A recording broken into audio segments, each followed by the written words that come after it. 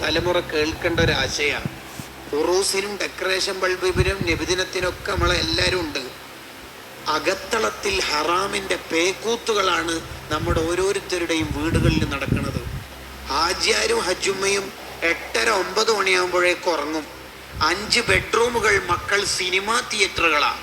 11:30, 12:30, 1:30, 2:30 ഒക്കെയാ കുട്ടികൾ ഉറങ്ങുന്ന നേരം.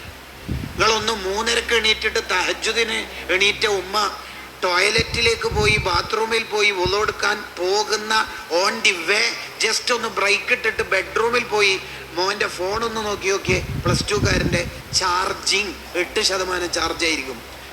3:30 8%. യെസ്, ഇതുവരെ സിനിമ കണ്ടിട്ട് 3:25 ഉറങ്ങിയതാ. ഫോണ് സ്വിച്ച് ഓഫ് ആയിട്ട് ഇപ്പൊ ചാർജിന് വെച്ചതാ. ഉമ്മ സ്വർഗത്തിലേക്ക് കൊട്ടാരം വാങ്ങാൻ പോകുമ്പോൾ മകൻ നരക സീറ്റ് റിസർവ് ചെയ്തിട്ടാണ് അവൻ കിടന്നുറങ്ങുന്നത്.